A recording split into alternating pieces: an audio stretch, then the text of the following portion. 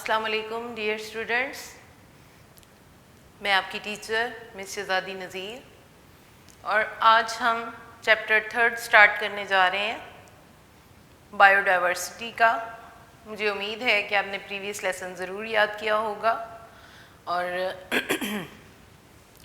आज हम बच्चों बहुत ही इंटरेस्टिंग चैप्टर स्टार्ट करने जा रहे हैं, that is named as biodiversity. Biodiversity से पहले मैं आपको कुछ बातें इंट्रोडक्शन में बताना चाहूँगी कि हमारी इस ज़मीन पर बहुत सारे ऑर्गेनिज़म्स पाए जाते हैं और कहा ये जाता है कि ज़मीन पर 10 मिलियन काइंड्स के डिफरेंट ऑर्गेनिज़म्स रहते हैं। 10 मिलियन काइंड्स के ऑर्गेनिज़म्स पाए जा रहे हैं और इनको साइंटिस्ट जो हैं, बायोलॉजिस्ट जो हैं, स्टडी कर रहे हैं और उनको डिफरेंट ग्रुप्स में और सब ग्रुप्स में डिवाइड कर रहे हैं। लेकिन अभी तक सिर्फ बहुत थोड़ा प्रोपोर्शन है जिसको स्टडी किया गया है। Only 1/3 proportion of this 10 million kind of organisms are studied and grouped in different groups। इनको मुख्तलिफ ग्रुप्स में रखा गया है। बच्चों, हमने फर्स्ट चैप्टर में 5 डिफरेंट ऑर्गेनिजम्स के ग्रुप्स के नाम भी पढ़े थे। Do you remember? First one was named as prokaryotes. Yes, आपको याद आ गया है। Protist, second one as protist, third one fungi,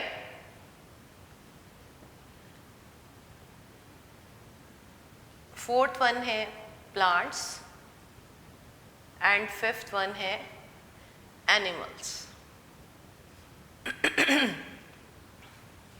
10 million kinds organisms में से 1/3 को अभी सिर्फ कैटेगराइज किया गया है, बाकी सारे अभी तक अननोन हैं ह्यूमन बीइंग्स के लिए और उनको 5 बड़े ग्रुप्स में क्लासिफाई किया गया है, प्रोकैरियोट्स में, प्रोटिस्ट में, फंजाई में, प्लांट्स में और एनिमल्स में। लेकिन फिर भी इस दुनिया में बहुत ज़्यादा वैरायटी ऑर्गेनिजम्स की पाई जाती है। तो let's see what is biodiversity. Biodiversity, as the name indicating, is the combination of 2 words, bio and diversity। bio तो हम पढ़ते ही आ रहे हैं, it's all about the life. Diversity means, diversity का मतलब जो है वो है,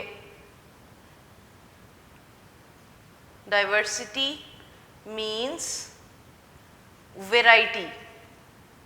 variety within a species, within a species and among species।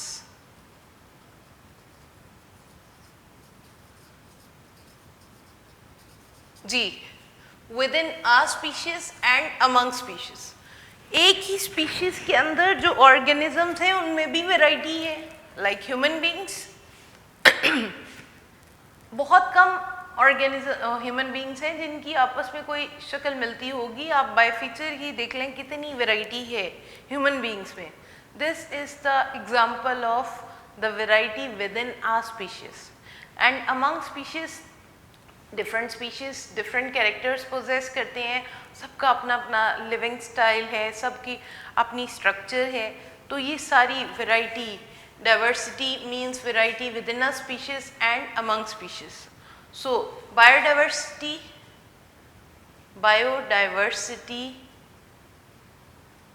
is the measure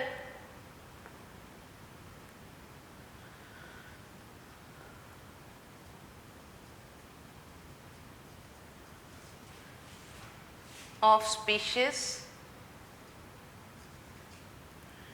in different ecosystems. मुख्तलिफ जगहों पे मुख्तलिफ इकोसिस्टम्स में मुख्तलिफ स्पीशीज़ पाई जा रही हैं। Measure of species in different ecosystems. बहुत ज़्यादा वैरायटी पाई जाती है बच्चों प्लांट्स की और एनिमल्स की। तो हम दो वर्ड्स यहाँ पे, this is the definition, biodiversity की डेफिनेशन है, दो वर्ड्स यूज़ करने जा रहे हैं। First one is named as flora. Flora क्या चीज़ होती है? The diversity of plants, diversity, variety of plants या diversity of plants in a region. और फौना कहते हैं द डाइवर्सिटी ऑफ एनिमल्स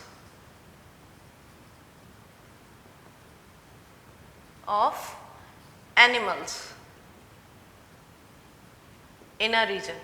किसी भी खास इलाके में पाए जाने वाले प्लांट्स की वैरायटी को फ्लोरा कहते हैं। जैसे प्लेन एरियाज में पाए जाने वाले बहुत सारे प्लांट्स ऐसे हैं जो किसी दूसरे इकोसिस्टम में, किसी प्लेट्यूज में या हिली एरियाज में वैसे प्लांट्स नहीं पाए जाएंगे। So the plain areas plants will be the flora of that region. और एनिमल्स जिस इलाके में जहाँ पे ख़ास किस्म के एनिमल्स पाए जाएंगे वो वहाँ का फौना कहलाएंगे। और फ्लोरा और फौना दोनों ही कितने ज़्यादा किसी भी जगह पे पाए जाते हैं, जानवर और पौधे किस तरह से पाए जाते हैं, वहाँ की एनवायरनमेंट पे डिपेंड करता है। वहाँ की एनवायरनमेंट में उनकी क्लाइमेटिक कंडीशंस क्या हैं, टेम्परेचर कैसा है, अवेलेबिलिटी ऑफ वाटर है या नहीं है। अवेलेबिलिटी ऑफ वाटर के साथ साथ टाइप ऑफ सॉइल बहुत मैटर करती है। बच्चों प्लांट्स जितने अच्छे ग्रो करेंगे ये डिपेंड करता है टाइप ऑफ सॉइल पे, ठीक है। फर्स्ट ऑफ ऑल सॉइल अच्छी होगी तो प्लांट्स अच्छे ग्रो करेंगे। और जब किसी भी एरिया में बहुत ज़्यादा प्लांट्स ग्रो करते हैं तो वहाँ पे रहने वाले नंबर ऑफ एनिमल्स भी ऑटोमेटिकली इंक्रीज हो जाती। So biodiversity depends on the climate, type of soil and altitude, कि वहाँ की क्लाइमेट कैसी है, सी लेवल से हाइट कितनी है, और उसके साथ ही साथ में सॉइल की टाइप कैसी है।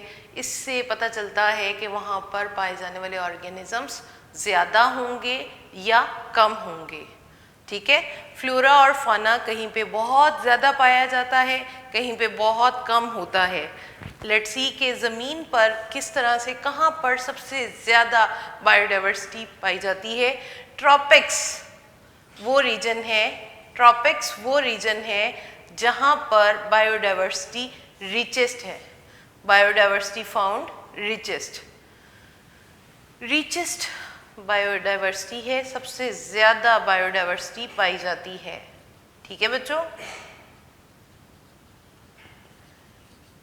Many organisms are present in the temperate regions. Temperate regions में भी होते तो हैं many organisms. Many organisms are found in the temperate regions. Then third one, polar regions में तो बहुत ही कम होते हैं। अब उसकी वजह भी मैं आपको बताती हूँ। पोलर रीजन्स में फ्यूअर स्पीशीज पाई जाती हैं, क्योंकि इन रीजन्स का, अर्थ के इन रीजन्स का टेम्परेचर का डिफरेंस है। सबसे पहले टेम्परेचर और एनुअल रेनफॉल, हर इलाके में ख़ास बारिश की मिकदार का होना बहुत ज़रूरी होता है। बारिश होगी, पानी की अवेलेबिलिटी ही प्लांट्स ग्रोथ को कंफर्म करेगी, और प्लांट का होना ही एनिमल्स के वहाँ पे स्ट्रॉन्ग एग्जिस्टेंस को पॉसिबल बनाता है। इसलिए ट्रॉपिक्स वो एरियाज़ हैं जहाँ का टेम्परेचर, जहाँ की रेनफॉल इतनी सूटेबल है कि वहाँ पर बायोडाइवर्सिटी सबसे ज़्यादा रिचेस्ट फॉर्म में पाई जाती है।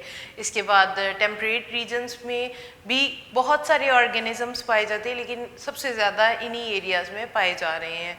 इसके बाद पोलर रीजन्स, ये वो एरियाज़ हैं जहाँ पे सारा साल का टेम्परेचर बहुत कम होता है, और बहुत सारे एरियाज़ ऐसे हैं जहाँ पे ग्लेशियर्स ही पाए जाते हैं, इसलिए यहाँ पर बहुत कम स्पीशीज़ पाई जाती हैं, यहाँ पर स्पीशीज़ सर्वाइव ही नहीं कर पाती हैं क्योंकि यहाँ का टेम्परेचर उनके लिए सूटेबल नहीं होता है। सो हमने यहाँ पे स्टडी किया कि biodiversity, bio mean life and diversity means variety with in a species and among species. Biodiversity is the measure of distribution, diversity is the measure of species in different ecosystems। फिर हमने कहा कि जी plants की diversity को हम flora का नाम देंगे किसी इलाके में, और एनिमल की जितनी भी वैरायटी पाई जाएगी किसी इलाके में उसको हम फौना का नाम देंगे।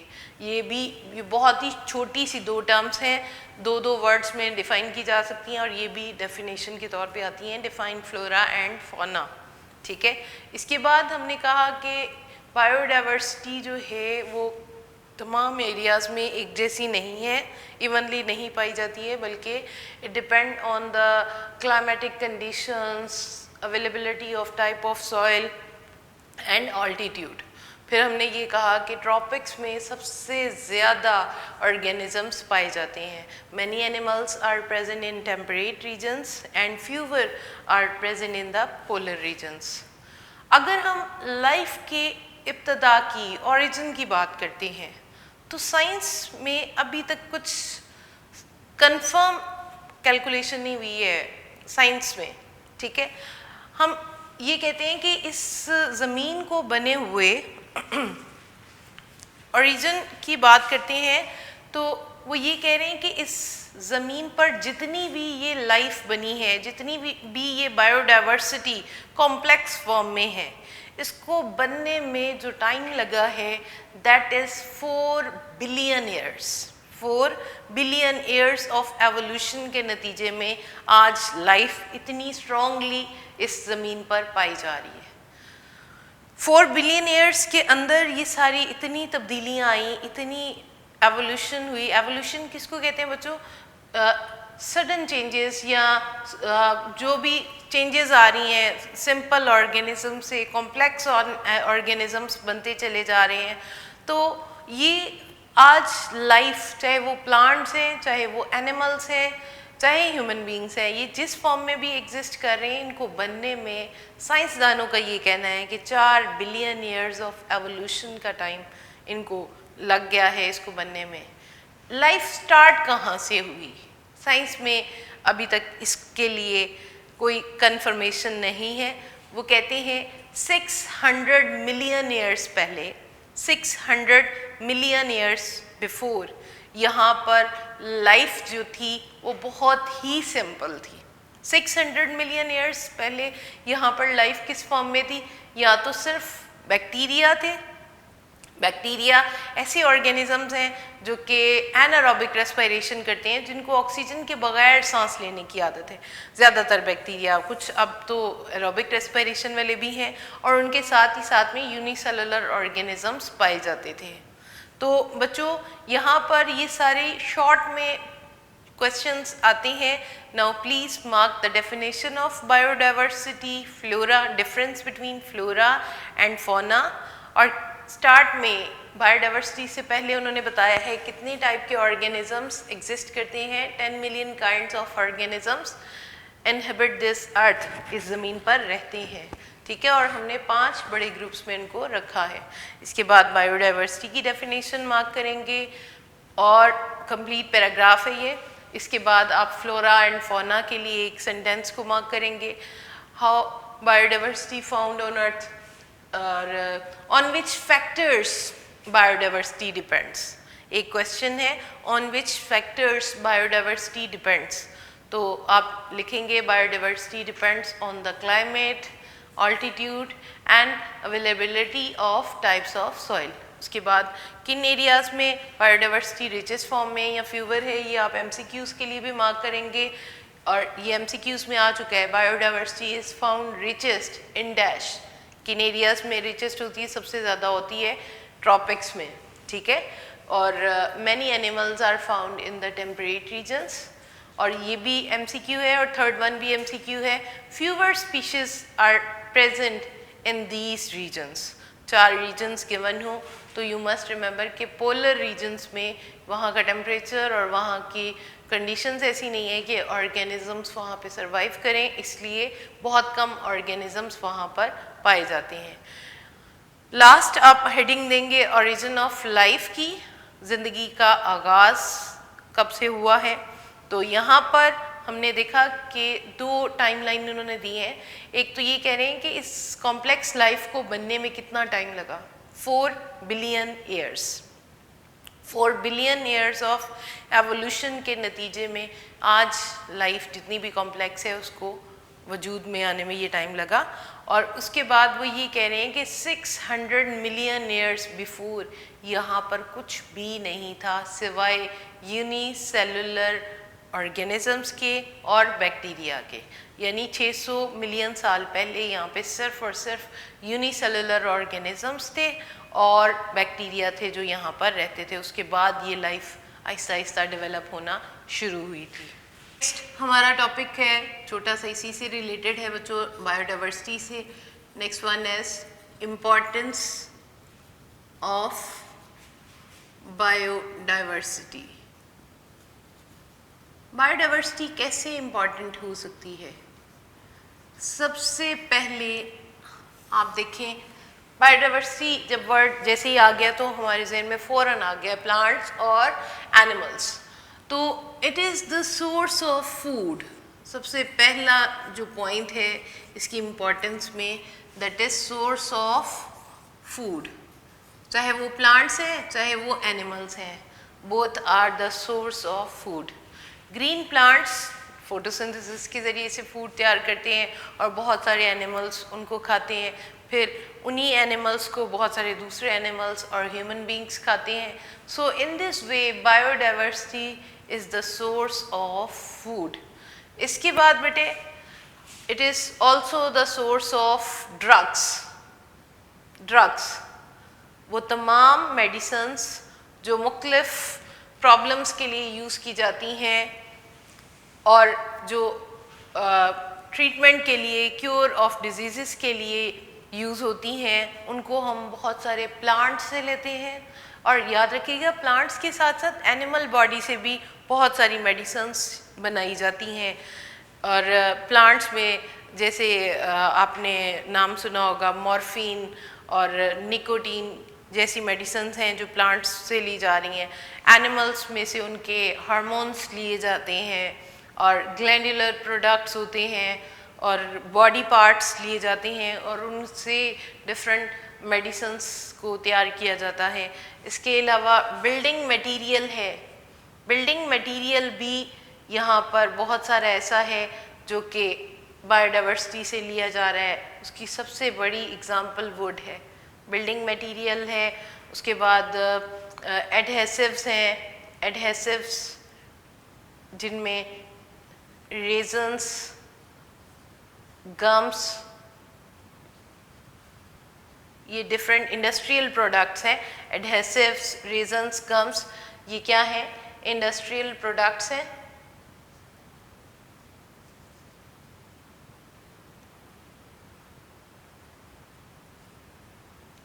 इंडस्ट्रियल प्रोडक्ट्स हैं जो कि मुख्तलिफ लेवल्स पे यूज़ होते हैं, एडहेसिव्स, रेजन्स और गम्स। इसके बाद बेटे ऑयल एक्सट्रैक्ट किया जाता है प्लांट से भी और एनिमल्स बॉडी से भी, ऑयल जो कि मुख्तलिफ जगहों पे यूज़ होता है।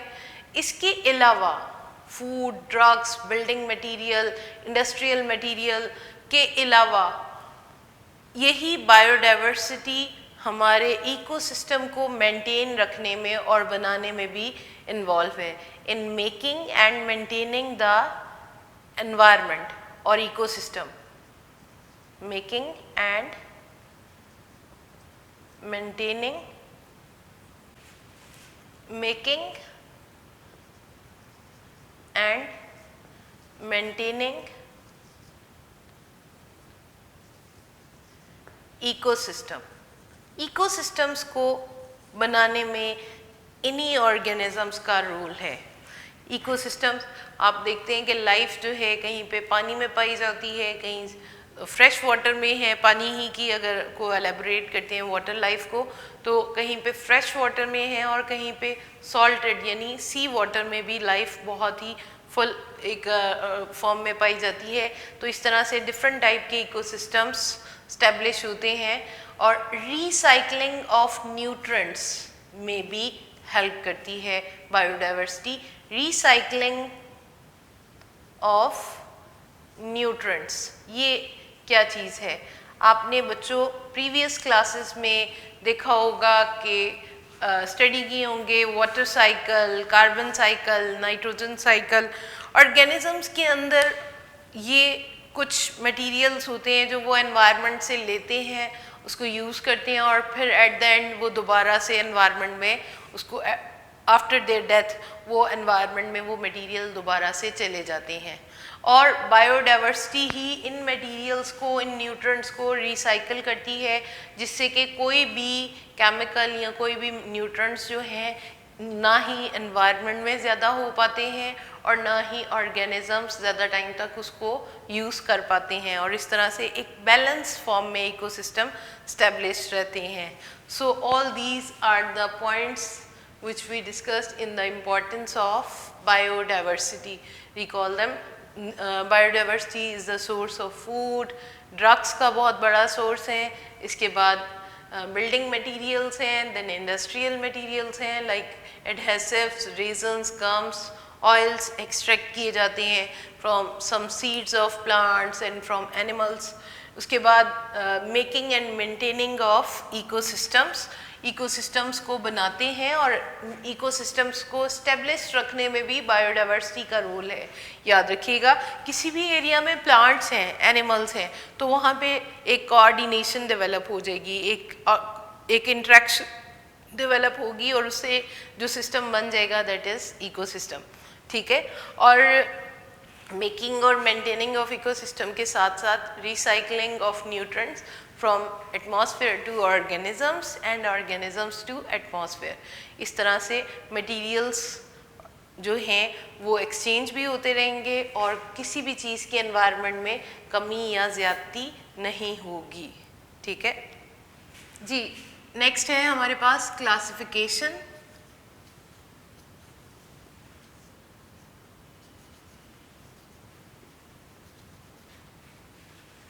aims and principles।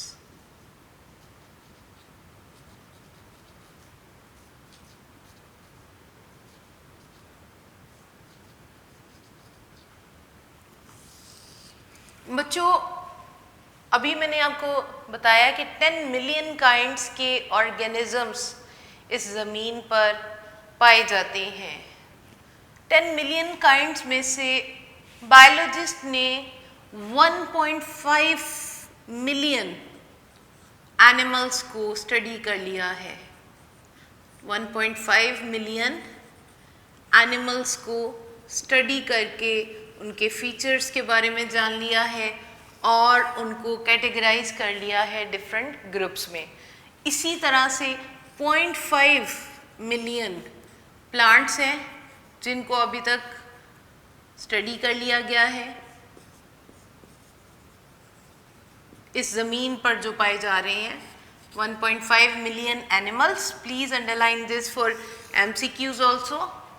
ठीक है बेटे, 1.5 मिलियन एनिमल्स को स्टडी किया जा चुका है। ये याद रखना है कि टोटल कितने ऑर्गेनिजम्स हैं, 10 मिलियन। उनमें से जो बायोलॉजिस्ट ने स्टडी कर लिए हैं वो कितने हैं, 1.5 million animals and 0.5 million plants हैं और उनको डिफरेंट ग्रुप्स में रख लिया गया है। लाइफ जो है वो डिफरेंट फॉर्म में एग्जिस्ट करती है, बहुत सिंपल फॉर्म में भी है, सिंपल से लेकर कॉम्प्लेक्स लाइफ की डिफरेंट फॉर्म्स हैं। सिंपल से कॉम्प्लेक्स फॉर्म में लाइफ एग्जिस्ट करती है। Life exist in simple to complex form. अगर हम सिंपल फॉर्म की एग्जांपल देना चाहें यहाँ पर तो bacteria, again simple unicellular organism, जो सारी की सारी लाइफ एक्टिविटीज़ पूरी कर रहा है, जबकि कॉम्प्लेक्स फॉर्म में जो लाइफ एग्जिस्ट कर रही है उसकी एग्जाम्पल है ह्यूमन बीइंग। अब in between these organisms, bacteria से लेकर ह्यूमन बीइंग्स तक, जो सबसे सिंपल था वो कौन था? बैक्टीरिया। और जो सबसे कॉम्प्लेक्स फॉर्म में पाया जा रहा है दैट इज ह्यूमन बीइंग। आप देखें बहुत सारे जानवर ऐसे हैं जो पानी में रहते हैं, स्विमिंग करते हैं। Some walk on 2 legs, some on 4 legs, कुछ फ्लाई करते हैं, उड़ते हैं। हर एक का खाना खाने का तरीका बिल्कुल डिफरेंट है। कुछ दूसरे प्लांट्स को खाते हैं, कुछ एनिमल्स को खाते हैं, कुछ मारते हैं, जानवरों का शिकार करते हैं और उनको खाते हैं, कुछ फ़ायदा देते हुए उनके साथ ताल्लुक़ बना लेते हैं और कुछ नुकसान भी देते हुए दूसरे ऑर्गेनिजम्स को उनके साथ उन्हीं से उनके बॉडी पार्ट्स को एज अ फूड भी यूज़ करते हैं। अब इन्हीं तमाम कैरेक्टर्स को माइंड में रखते हुए कि वो कहाँ रहते हैं, कैसे खाते हैं, कैसे रिप्रोड्यूस करते हैं, इन्हीं कैरेक्टर्स को माइंड में रखते हुए बायोलॉजिस्ट इन ऑर्गेनिजम्स को डिफरेंट ग्रुप्स में on the basis of their similarities, वो ऑर्गेनिजम्स जो सिमिलर कैरेक्टर्स शो करते हैं उनको एक जैसे ग्रुप्स में रख दिया जाता है। ठीक है, और एक जैसे ग्रुप्स में रख दिया जाता है ताकि इससे क्या होगा कि बहुत मुश्किल है हर एक एनिमल को और हर एक प्लांट को अलग-अलग स्टडी करना, एक एक इंडिविजुअल लेवल पे स्टडी करना उनके लिए बहुत मुश्किल है, क्योंकि आपने देखा है कितनी डाइवर्स फॉर्म में ऑर्गेनिजम्स पाए जा रहे हैं। और उससे बेहतर ये है कि जब हम एक ग्रुप को पढ़ लेते हैं तो उस ग्रुप में पाए जाने वाले तमाम ऑर्गेनिजम्स के कैरेक्टर्स हमारे माइंड में आ जाते हैं।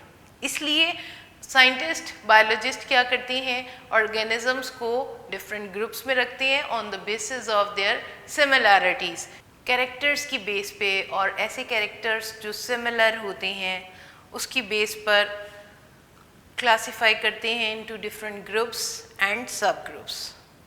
अब हम देखते हैं what are the aims of classification. Aims of classification में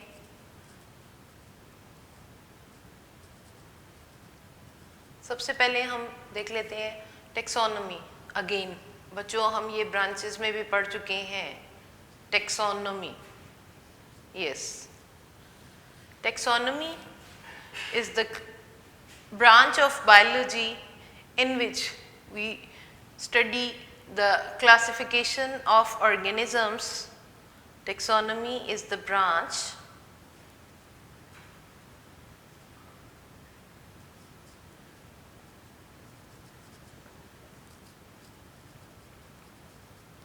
of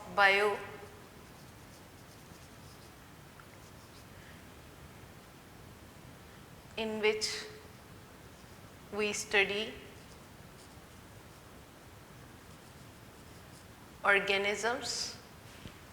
We study the classification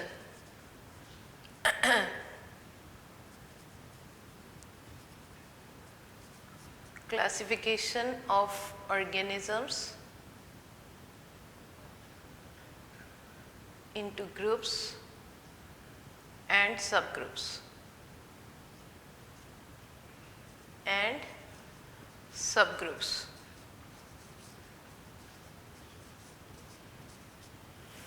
taxonomy से ही एक और ब्रांच भी बनती है ये क्लासिफिकेशन की, एक और स्टडी भी है that is named as systematics. Systematics, what is systematics? Systematics में हम we study classification of organisms, classify the organisms,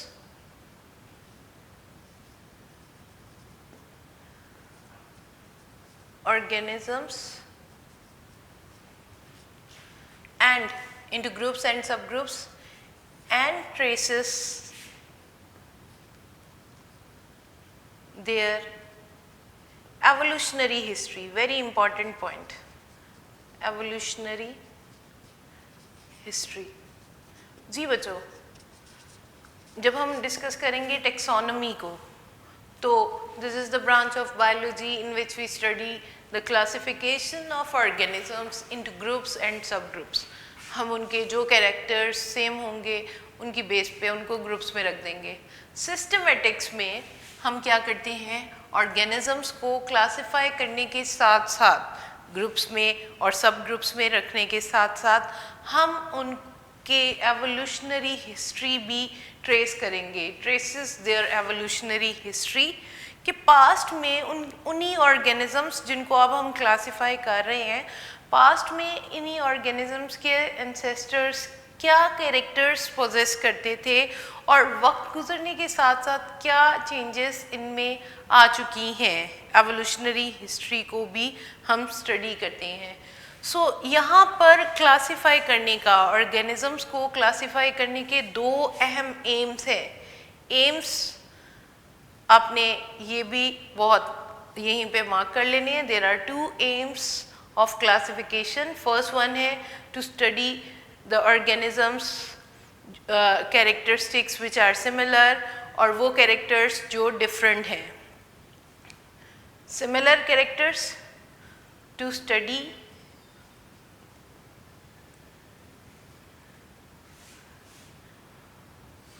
the similar characters, similar and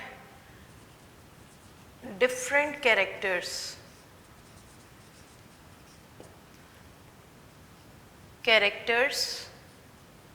of organisms। वो कैरेक्टर्स जो सिमिलर होंगे उसकी बेस पे हम ऑर्गेनिजम्स को एक जैसे ग्रुप में रख देंगे, और ऐसे तमाम कैरेक्टर्स जो डिफरेंट होंगे उसकी बेस पे हम उनको डिफरेंट ग्रुप्स में रख देंगे। To trace the evolutionary history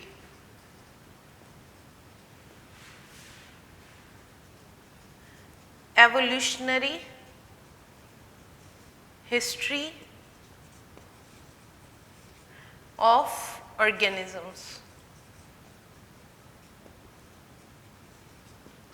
जी, दो अहम मकासद हैं सिस्टमेटिक्स के भी और टेक्सोनॉमी के भी। सबसे पहले तो ये कि ऑर्गेनिजम्स में क्या चीज़ सिमिलर है और क्या चीज़, कौन से कैरेक्टर्स हैं जो डिफरेंट हैं, उनको एलेबोरेट फॉर्म में स्टडी करना है। फिर उस पाथवे को ट्रेस करना है जिससे हमें उनकी एवोल्यूशनरी हिस्ट्री का पता चल सके कि एवोल्यूशनरी पॉइंट ऑफ व्यू से वक्त गुजरने के साथ साथ इनके ग्रैंड पेरेंट्स से अब तक कौन कौन सी चेंजेस हैं जो आ चुकी हैं। एवोल्यूशनरी हिस्ट्री में मैं एक एग्जांपल आपको बताना चाहूँगी कि ये स्टडी किया गया कि बर्ड्स जो एक पूरा ग्रुप है वर्टेब्रेट्स का, बर्ड्स के अंदर जो विंग्स के बोन्स हैं वो, और मैमल्स के ग्रुप में पाया जाने वाला एक एनिमल बैट भी फ्लाई करता है, ठीक है। तो बैट की विंग्स की बोन्स जो हैं वो बहुत सिमिलर देखी गई बर्ड्स के साथ। तो यहाँ से उन्होंने ये रिलेशन देखा कि कुछ ना कुछ इन मैमल्स का बर्ड्स के साथ कोई लिंक कहीं पे ग्रैंड पेरेंट्स के टाइम पे पाया जाता होगा, जिसकी वजह से इनमें बोन्स की अरेंजमेंट एक जैसी है। This is the example of evolutionary history. Homologous organs यानी एक जैसे ऑर्गन्स का पोजेस करना। तो इस तरह से भी हमें क्लासिफिकेशन में बहुत सारी हेल्प मिलती है। Next one is basis of classification. अब देखते हैं कि क्लासिफिकेशन को किस बेस पे किया जाता है। बच्चों, यहाँ पर एम्स ऑफ क्लासिफिकेशन में 3 इम्पॉर्टेंट शॉर्ट हैं। फर्स्ट वन क्या है? टेक्सोनॉमी। ये मार्क कीजिएगा, एक लाइन की डेफिनेशन है। टेक्सोनॉमी के बाद सिस्टमेटिक्स की डेफिनेशन है, ठीक है। सिस्टमेटिक्स में हम ऑर्गेनिजम्स को क्लासिफाई करने के साथ साथ उनके एवोल्यूशनरी हिस्ट्री को भी ट्रेस करते हैं। ये डिफरेंस में भी आ सकता है, डेफिनेशंस भी सिर्फ पूछी जा सकती हैं। Differentiate between taxonomy and systematics, इसमें हम सिर्फ क्लासिफाई करते हैं, जबकि इसमें हम क्लासिफाई करने के साथ साथ उनकी एवोल्यूशनरी हिस्ट्री को भी ट्रेस करते हैं। The next point aims of classification के नाम से भी शॉर्ट पूछा जा सकता है, aims of taxonomy, aims of systematics भी पूछे जा सकते हैं। एम्स ऑफ क्लासिफिकेशन आप माइंड में रखिएगा। एम्स ऑफ क्लासिफिकेशन कि क्लासिफाई करने का मकसद क्या है, क्यों किया जाता है? To study the similar and different characteristics of organisms, ठीक है, ताकि हम उनको ग्रुप में और सब ग्रुप्स में रख सकें। To trace the evolutionary history of organisms, ठीक है।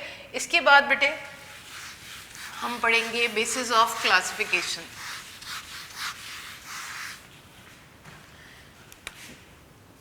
बेसिस ऑफ क्लासिफिकेशन, क्लासिफिकेशन किस बुनियाद पे की जाती है? फॉर एग्जाम्पल स्टार्ट में जब क्लासिफिकेशन ऑफ ऑर्गेनिजम्स होने लग गई तो अपीयरेंस वाइज जो भी कैरेक्टर्स थे, लुक वाइज जो भी कैरेक्टर्स थे कि ये लुक में ये कैरेक्टर्स इन ऑर्गेनिजम्स के सेम हैं और इनको एक ग्रुप में रख देते हैं। जो दो लुक वाइज कैरेक्टर्स रखने, डिफरेंट कैरेक्टर्स रखने वाले ऑर्गेनिजम्स थे, उनको डिफरेंट ऑर्गेनिजम्स को डिफरेंट ग्रुप्स में रख दिया गया। Characters were the base of classification, और सबसे पहली क्लासिफिकेशन जो है वो एक्सटर्नल बॉडी कैरेक्टर्स की बेस पे हुई, एक्सटर्नल लुक पे क्लासिफिकेशन हुई, एक्सटर्नल कैरेक्टरिस्टिक्स ऑफ ऑर्गेनिजम्स। फिर उसके बाद इंटरनल कैरेक्टरिस्टिक्स की बेस पे होने लग गया। इंटरनल कैरेक्टरिस्टिक्स यानी ऑर्गेनिजम्स की डाइसेक्शन करके उनके इंटरनल पार्ट्स को भी स्टडी किया गया, और फिर उसके बाद अगर उनकी इंटरनल स्ट्रक्चर्स, उनके सिस्टम्स एक जैसे थे तो उसकी बेस पे भी क्लासिफाई किया जाने लग गया। देन थोड़ा सा और क्लासिफिकेशन फर्दर बेटर बनाई गई और स्टेजेस ऑफ डेवलपमेंट को देखा गया। ऑर्गेनिजम्स के अंदर कैसे डेवलपमेंटल स्टेजेस पाई जाती हैं, कौन कौन सी स्टेज से गुजरती हैं, स्टेजेस ऑफ डेवलपमेंट को भी बेस बनाया गया। राइट बच्चों, कि कौन से ऑर्गेनिजम्स एक जैसी स्टेजेस शो करते हैं उनको एक जैसे ग्रुप्स में रख दिया गया, और जो डिफरेंट स्टेजेस डेवलपमेंट की शो करेंगे, आपने अर्ली क्लासेस में पढ़ा होगा कि मुख्तलिफ एनिमल्स जो हैं मुख्तलिफ स्टेजेस से गुजरते हैं। लाइक एक इंसेक्ट जो है एग से लार्वा बनाता है, लार्वा से प्यूपा, प्यूपा से एडल्ट इंसेक्ट बन जाता है, ठीक है। इन डेवलपमेंटल स्टेजेस को स्टडी किया गया, और जो एक जैसी स्टेजेस पे थे उनको हमने एक जैसे ग्रुप्स में रख दिया। स्टार्ट में मैंने बताया कि external characters of the body of the organisms उसको बेस बना लिया गया, वो काफ़ी नहीं रहे तो इंटरनल कैरेक्टर्स को भी स्टडी किया गया, ऑर्गन्स को, ऑर्गन सिस्टम को स्टडी किया गया। इसके बाद बच्चों स्टेजेस ऑफ डेवलपमेंट की बेस पे क्लासिफिकेशन की जाने लग गई। फोर्थ वन जो अब लेटेस्ट बेस है that is the modern genetics. Genetics की बेस पे, मॉडर्न जेनेटिक्स की बेस पे, मॉडर्न जेनेटिक्स जो कि बेस कर रही है सारी की सारी डीएनए के ऊपर। अब एक सेल, ऑर्गेनिजम्स के सेल में पाए जाने वाले डीएनए को मैच किया जाता है, और जो ऑर्गेनिजम्स एक जैसा डीएनए पोजेस करते हैं उनको हम एक जैसे ग्रुप्स में रखते हैं, और डीएनए की ही बेस पे हम उनको डिफरेंट ग्रुप्स में भी रख देते हैं, ठीक है बेटे। अगर हम इसकी एग्जांपल लें कि अगर क्रोज हैं, स्पैरोज हैं, पिजन्स हैं और इंसेक्ट्स हैं, सब फ्लाइट करते हैं, सब उड़ते हैं, लेकिन अगर हम देखें तो पिजन्स, इंसेक्ट्स और क्रोज जो हैं वो ज़्यादा एक दूसरे के करीब हैं एज़ कम्पेयर टू इंसेक्ट्स, ठीक है। उनकी बॉडी फीचर्स, नो डाउट कि they are different species, but all these crows, pigeons and sparrows belong to one group of vertebrates which is named as birds, क्योंकि उनके अंदर कुछ कैरेक्टर्स ऐसे हैं जो सेम होंगे एज कम्पेयर टू इंसेक्ट्स, ठीक है बेटे। तो what are the basis of classification? कहते हैं स्टार्ट में तो सिंपल अपीयरेंस को ही देखते हुए क्लासिफाई किया गया। अब यहाँ पर क्लासिफिकेशन को डिफरेंट लेवल्स पे अपग्रेड किया गया। स्टार्ट में क्या था, एक्सटर्नल कैरेक्टर्स ऑफ ऑर्गेनिजम्स की बेस पे उनको ग्रुप्स में रखा गया। देन इंटरनल कैरेक्टर्स को स्टडी किया गया। ये भी एक कॉम्प्लेक्स तो है, इसमें भी आप हर एनिमल को, हर प्लांट के इंटरनल स्ट्रक्चर को बाकायदा स्टडी करते हैं, कंपेयर करते हैं डिफरेंट ऑर्गेनिजम्स के साथ, और फिर उसको आप डिफरेंट ग्रुप्स में रखते हैं और सिमिलर ग्रुप्स में रखते हैं। देन स्टेजेस ऑफ डेवलपमेंट, ये भी एक बहुत ही अच्छी क्लासिफिकेशन थी जिसकी वजह से बहुत सारे ऑर्गेनिजम्स बेस करने लग गए, सिमिलर कैरेक्टर्स की बेस पे एक जैसे ग्रुप्स में आ गए। लेकिन उसके बाद जो डीएनए की बेस पे मॉडर्न जेनेटिक्स की हेल्प से जो क्लासिफिकेशन होने लगी, दैट इज़ मोर एक्यूरेट, और उसमें कोई भी किसी किस्म की कन्फ्यूजन नहीं पाई गई, क्योंकि डीएनए के ज़रिए से बहुत सारे ऑर्गेनिजम्स को ग्रुप में इकट्ठा कर लिया गया। जी बेटे, आज हमने थर्ड चैप्टर स्टार्ट किया, इसको अब हम देख लेते हैं कि क्या क्या पढ़ा है हमने बायोडाइवर्सिटी पढ़ा, बायोडाइवर्सिटी की डेफिनेशन के बारे में पढ़ा। इसके बाद how biodiversity found on earth today, और ओरिजिन ऑफ बायोडाइवर्सिटी पढ़ा कि बायोडाइवर्सिटी का आगाज़ कब हुआ था। ये एमसीक्यूज़ के लिए मार्क करना है आपने। 4 बिलियन ईयर्स ऑफ एवोल्यूशन के नतीजे में आज बायोडाइवर्सिटी पाई जाती है, और आज से 600 मिलियन ईयर्स पहले क्या था, यहाँ पे सिर्फ यूनिसेलुलर ऑर्गेनिजम्स और बैक्टीरिया पाए जाते थे। ठीक है, ये 2 एमसीक्यूज़ के लिए भी मार्क करना है, और ओरिजिन ऑफ लाइफ भी है। इसके बाद इम्पॉर्टेंस ऑफ बायोडाइवर्सिटी में हमने देखा कि बायोडाइवर्सिटी एनवायरनमेंट को या ह्यूमन बींग्स के लिए कैसे इम्पॉर्टेंट है, क्योंकि it is the source of food, drugs and different materials, constructive materials, और उसके बाद इंडस्ट्रियल मटेरियल्स, उसके बाद इकोसिस्टम्स को बनाने में और मेंटेन रखने में भी बायोडाइवर्सिटी का रोल है, और न्यूट्रिएंट्स की रिसाइकलिंग में भी बायोडाइवर्सिटी एक अहम रोल प्ले करती है। इसके बाद हमने क्लासिफिकेशन को पढ़ा।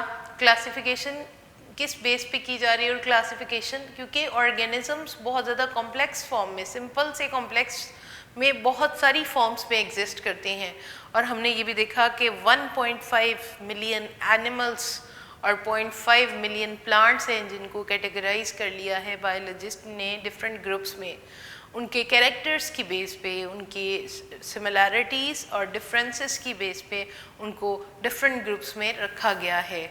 फिर उसके बाद बेटे हमने देखा कि टेक्सोनॉमी क्या है और सिस्टमेटिक्स क्या है। Taxonomy, systematics and AIIMS of classification.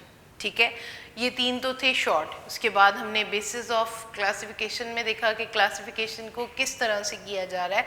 4 points हमने यहाँ पे स्टडी किए, एक्सटर्नल कैरेक्टर्स, इंटरनल कैरेक्टर्स, और उसके बाद stages of development and modern genetics with the help of DNA. तो बच्चों, ये बोर्ड में एज अ लॉन्ग क्वेश्चन इस तरह से भी आ चुका है, what is biodiversity, explain it's importance. तो स्टार्ट से, बायोडाइवर्सिटी से स्टार्ट करके इसकी इम्पॉर्टेंस तक आपको एज अ लॉन्ग क्वेश्चन भी आ सकता है। ठीक है, और what is classification, what are the aims and basis of classification, ये भी लॉन्ग में आ सकता है, आ चुका है टर्म एग्ज़ाम्स में। तो आपने इसमें क्लासिफिकेशन को भी डिफ़ाइन करना है, इसके साथ ही साथ में एम्स में आपने टेक्सोनॉमी, सिस्टमेटिक्स और फिर एम्स को एक्सप्लेन करेंगे। देन बेसिस ऑफ क्लासिफिकेशन में आप इन चारों पॉइंट्स को विद एग्जांपल एक्सप्लेन करेंगे। जी, थैंक यू सो मच।